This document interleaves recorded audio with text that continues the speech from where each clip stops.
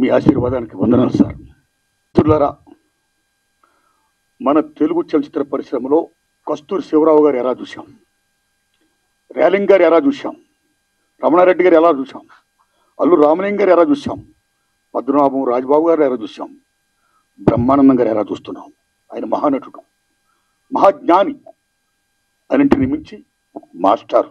అందుకే నా university paper leak సినిమాని ఆ లోగోని బ్రహ్మానందం గారిని విజ్ఞప్తి చేసి ఆయనతో నేను రిలీజ్ చేసుకున్నా. సినిమా రెడీ అయ్యింది.